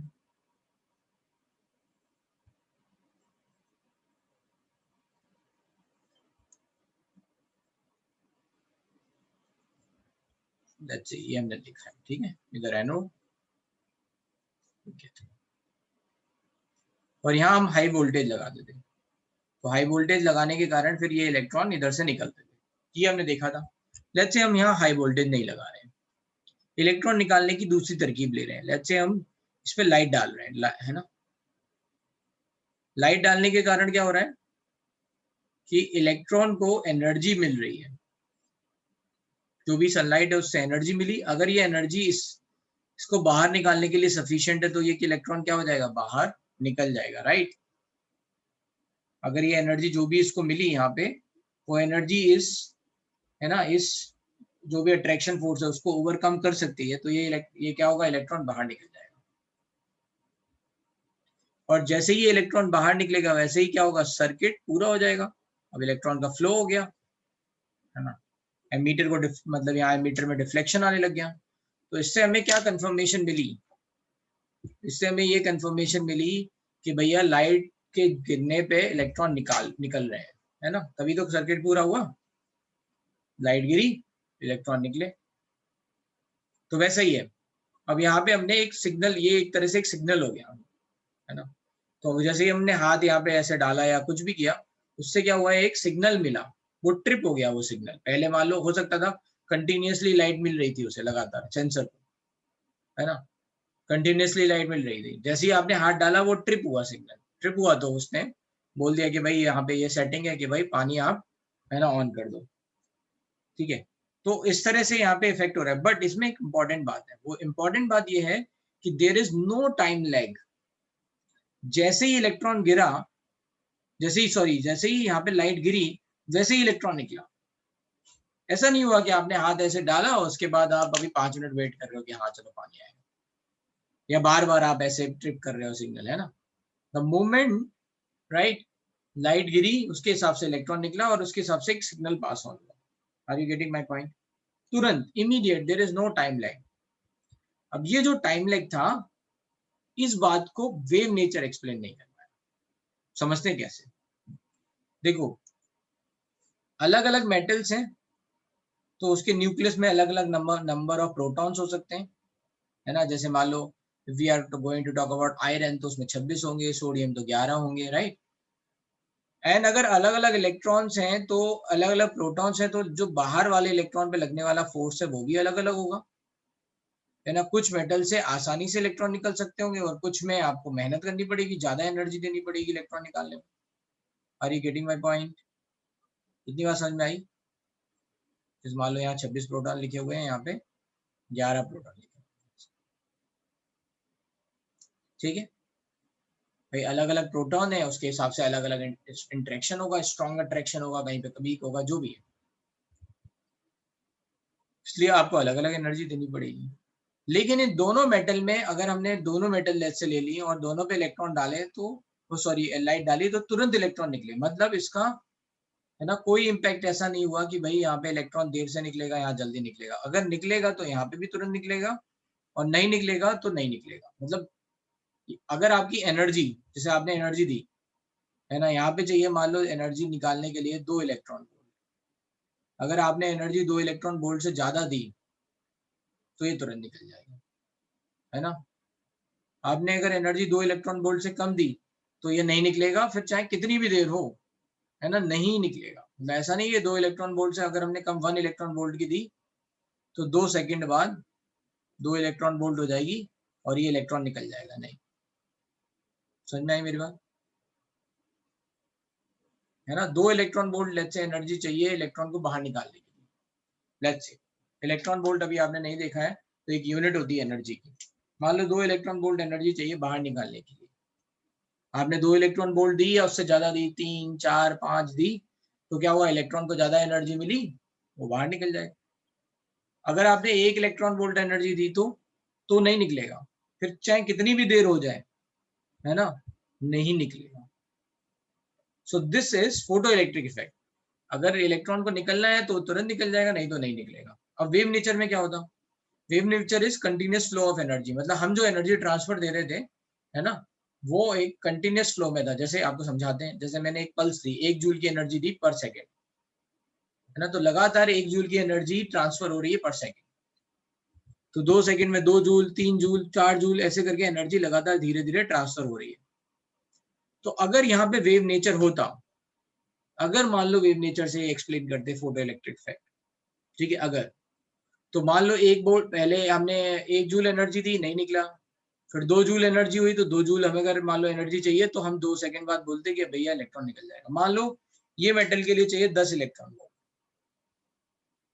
है ना, 10, हमने मान लो 1 दिया तो नहीं निकलेगा, हमें पता है। 2 दिया, फिर धीरे धीरे कंटिन्यूस फ्लो है ना, तो लगातार एनर्जी पास होती जा रही है वेव नेचर के हिसाब से, तो हम बोलते 10 सेकंड के बाद तो यहाँ से इलेक्ट्रॉन निकलना चाहिए था। बट ऐसा होता नहीं है।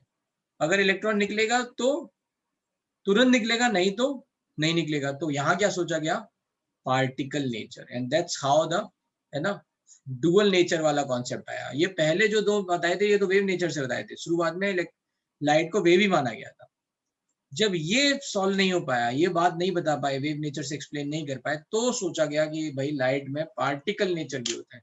और पार्टिकल नेचर का मतलब क्या है, हम बोल रहे हैं कि लाइट जो है वो पूरी की पूरी एनर्जी एक साथ कैरी कर रहा है, और जहां पे भी टकरा रहा है वहां पे एक साथ एनर्जी ट्रांसफर कर रहा है। तो जो फोटोन, मतलब लाइट का रिप्रेजेंटेशन होता है फोटोन, तो जो लाइट के पार्टिकल को फोटोन बोलते हैं। तो बोलते हैं फोटोन जो है ना वो सारी की सारी एनर्जी रखे हुए हैं, और जहां पे भी इलेक्ट्रॉन से टकरा रहा है वो सारी की सारी एनर्जी ट्रांसफर कर दे रहा है। अगर वो एनर्जी 2 इलेक्ट्रॉन वोल्ट से कम हुई तो नहीं निकलेगा इलेक्ट्रॉन, 2 इलेक्ट्रॉन वोल्ट से ज्यादा हुई तो तुरंत इलेक्ट्रॉन निकल जाएगा। इतनी बात समझ में आई कॉन्सेप्ट? ये जो समझाया मैंने, ये बात आई समझ में? यस, सबको आ गई? कोई है जिसको नहीं आया? फिर से समझ लो, फिर से समझ लो। पहले तो मैंने आपको बताया फोटो इलेक्ट्रिक इफेक्ट है क्या। लाइट किसी मेटल पे गिर रही है, उसके कारण इलेक्ट्रॉन निकल रहा है। सिंपल मतलब अगर लैंग्वेज में देखा जाए कि emission of electron when metal surface is exposed to light। अगर इलेक्ट्रॉन निकले अगर आपने लाइट डाली तो, but in this process there is no time lag. तो अब हमने 2 मेटल ले लिए यहाँ पे, ठीक है, समझने के लिए। और दोनों में पहले ये बात बताई कि मान लो कुछ एनर्जी रिक्वायर्ड है इलेक्ट्रॉन को बाहर निकालने के लिए, ठीक है। अगर उस एनर्जी से ज्यादा एनर्जी देंगे इलेक्ट्रॉन, या बराबर भी देंगे तो इलेक्ट्रॉन निकल जाएगा, और कम देंगे तो नहीं निकलेगा। जो भी है ना, इमीडिएटली पता चल जाएगा। फिर उसके बाद आप कितनी बार भी देते रहो वो एनर्जी, वो इलेक्ट्रॉन निकलेगा नहीं बाहर, है ना।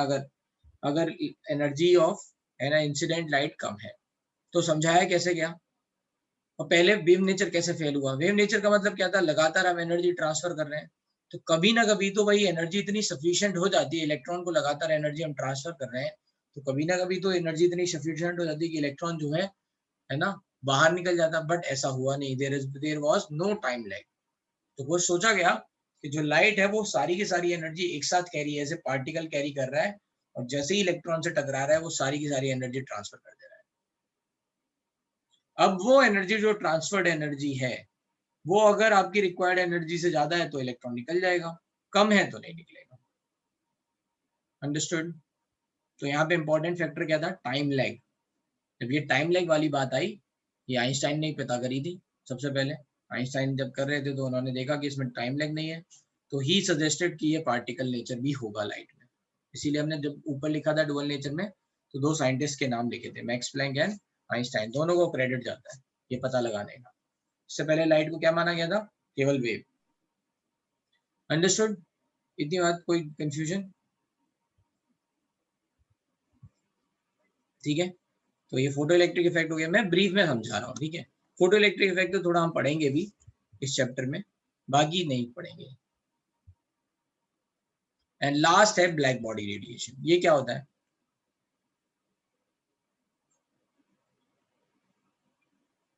यहाँ 2 चीजें हैं, एक तो है ब्लैक बॉडी और एक है radiation term, right.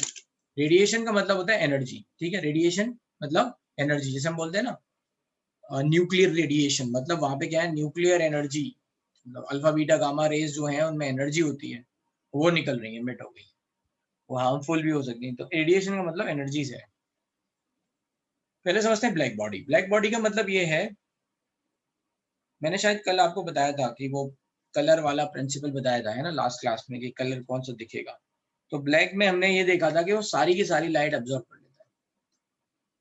Perfectly black body कौन सी है? ब्लैक होल है, जिसमें जो भी लाइट जाएगी वो वापस नहीं आएगी, कुछ भी लाइट रिफ्लेक्ट नहीं होगी, सारी की सारी लाइट वो एब्जॉर्ब कर लेगा, है ना, इसलिए उसको ब्लैक होल बोलते हैं। परफेक्टली ब्लैक बॉडी वो है, परफेक्टली ब्लैक। बाकी सारे जो भी ब्लैक कलर है उन पे क्या है, अगर जैसे मान लो ये मेरा टैब है, ये ब्लैक कलर का दिख रहा है, अगर आप ध्यान से देखोगे तो ये कुछ लाइट है ना, अभी आप ऐसे देखो, है ना, ये कुछ लाइट, इस पे लाइट गिर रही है तो रिफ्लेक्ट कर रहा है, यू सी, राइट। लाइट गिर के सारी की सारी लाइट अब्जॉर्ब नहीं हो रही, कुछ रिफ्लेक्ट भी हो रही है, it is not perfectly. Black body का मतलब ये है कि पहले ये समझा गया कि कैसे इजी किसी भी बॉडी को ब्लैक, परफेक्टली ब्लैक बना सकते हैं। तो उसके लिए क्या था, उसके लिए क्या किया गया,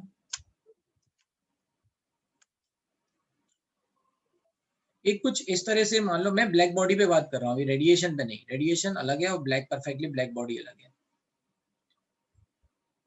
एक ऐसे करके कुछ ब्लैक कलर की कैविटी बनाई गई, होल, है ना, जिसपे ब्लैक कलर पूरा पेंट कर दिया गया और इसमें लाइट डाली गई। इसमें लाइट क्या होगी, है ना, ऐसे रिफ्लेक्ट होती रहेगी, बाहर निकलने से पहले इतनी बार ये रिफ्लेक्ट होगी कि हर बार कुछ ना कुछ एब्जॉर्ब होगी।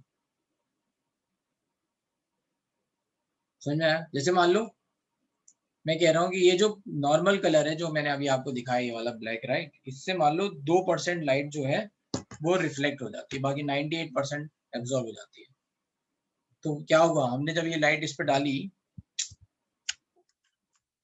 जब हमने इस पे लाइट डाली तो 98% एब्जॉर्ब हुई, फिर रिफ्लेक्ट होकर यहाँ पहुंची, वो जो 2% पहुंची, फिर वो उसका 98% यहाँ पे एब्जॉर्ब हुआ, फिर उसका 2% जो भी वो गया यहाँ पे, तो इतनी बार इसके कोलिजन हो गए, राइट, कि ये ऑलमोस्ट जो है वो पूरी की पूरी तरह से लाइट एब्जॉर्ब हो गई और इसको बोला गया परफेक्टली ब्लैक बॉडी।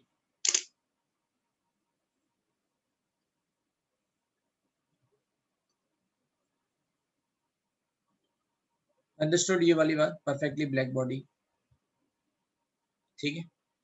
अब इसका रेडिएशन यहाँ से क्या लेना देना है और ये क्या बात हो रही है, तो बोला ये गया कि हर सब्सटेंस, कोई भी बॉडी हो, कोई भी मैटर हो, वो एनर्जी, कुछ एनर्जी एब्जॉर्ब करता है और कुछ एनर्जी इमिट भी करता है, रेडिएट भी करता है।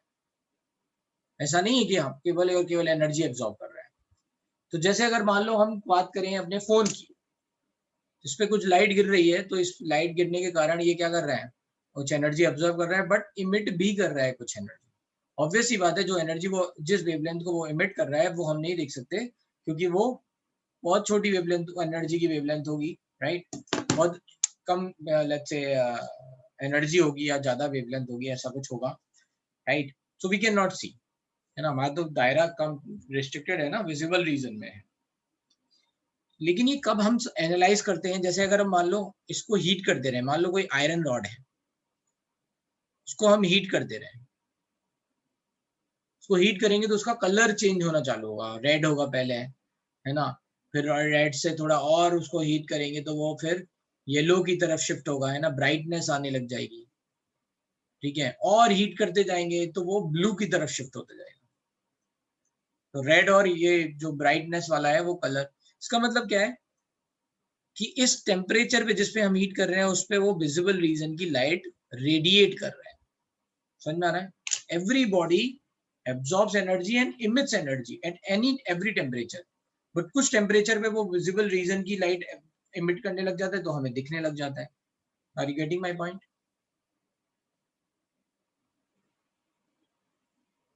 तो जो ये इमिटेड रेडिएशन है, ये है ना, जो भी इमिटेड रेडिएशंस ये जो मिल रहे हैं, जो एनर्जी इमिट हो रही है, ये कंटिन्यूअस फ्लो ऑफ एनर्जी नहीं है, ये एज ए पार्टिकल के फॉर्म में एनर्जी इमिट हो रही है।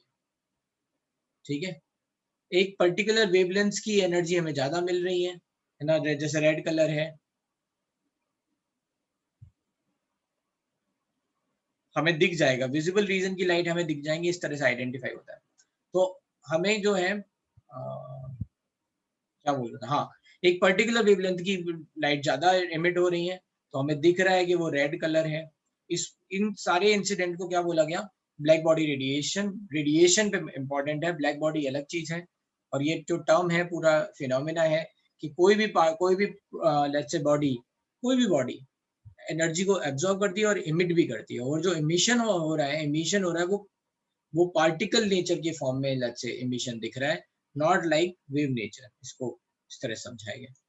ठीक है, तो उसका एक ग्राफ है एनसीईआरटी में, वो आप पढ़ लेना, देख के आना। ठीक है, उसमें है, पहले तो ये समझ लो कि energy is nothing but temperature. पहले मैं एक बार प्लैंक्स कांस्टेंट बता दूं तो आपको ये ज्यादा समझ में आ जाएगा, लेकिन मैं बता दे रहा हूँ। जैसे जैसे टेम्परेचर बढ़ाएंगे वेवलेंथ कम होती जाएगी। टेम्परेचर बढ़ाने पे वेवलेंथ क्या होगी? कम। एनसीईआरटी में पढ़ना ही है, मैं कल और अच्छी से समझाऊंगा ये वाला ग्राफ, अभी बस हिंट दे दे रहा हूँ। टेम्परेचर बढ़ाएंगे तो एनर्जी वेवलेंथ कम होती जाएगी। वेवलेंथ कम होने का मतलब क्या है? बिबग्योर हमने पढ़ा था। तो लो टेम्परेचर पे है ना, वेवलेंथ कम होने का मतलब है ना, रेड था 7600 एंगस्ट्रॉम के आसपास, ये 3800 एंगस्ट्रॉम। तो लो टेम्परेचर पे क्या दिखेगा? Red colour. लो टेम्परेचर का मतलब ऐसा नहीं कि बिल्कुल लो, मतलब 700 800 जो भी है डिग्री सेल्सियस, है ना। और धीरे धीरे और हीट करते जाएंगे, है ना, तो वो क्या हो जाएगा? येलो की तरफ शिफ्ट होगा, है ना, ब्राइट लाइट मिलेगी, और हीट करते जाएंगे तो ब्लू की तरफ होगा। हाई टेम्परेचर पे क्या कलर दिखेगा? ब्लू कलर दिखेगा। ये बात को रिलेट कर पा रहे हो?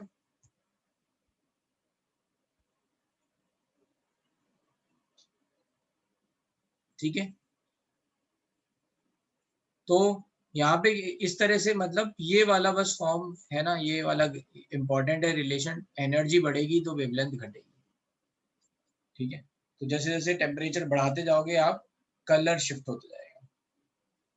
ठीक है, तो इसका ग्राफ आप देख लेना, कुछ ऐसा ग्राफ है, I think let's say intensity versus wavelength. तो उसमें ऐसा कुछ है कि एक ग्राफ ऐसा है लेट्स से, और एक ग्राफ कुछ ऐसा होगा, आई थिंक, नहीं, एक ग्राफ थोड़ा ऐसा है और एक ग्राफ कुछ ऐसा है। तो यहाँ वेवलेंथ है अलग अलग,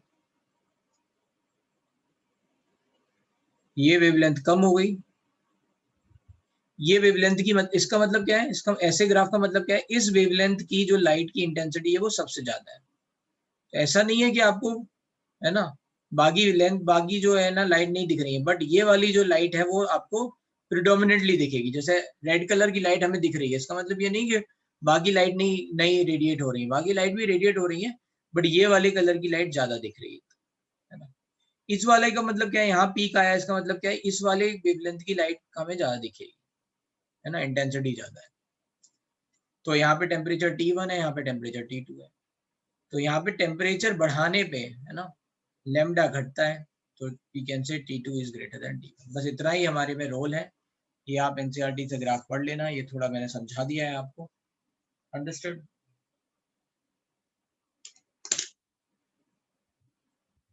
हाँ वो ब्लू वॉयलेट ऐसा ही कलर जो भी है, ब्लूइश कलर आने लग जाता है। ठीक है, चलो ये सब हो गए मतलब छोटे छोटे ब्रीफ में डुअल नेचर के। हम नेक्स्ट क्लास से हम प्लैंक्स थ्योरी पढ़ेंगे। ठीक है,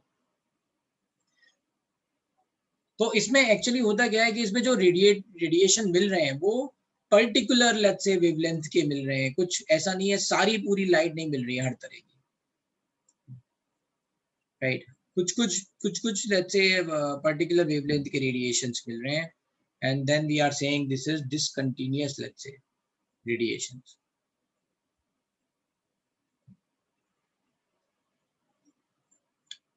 ठीक है, चलो ठीक है, ending this meeting now.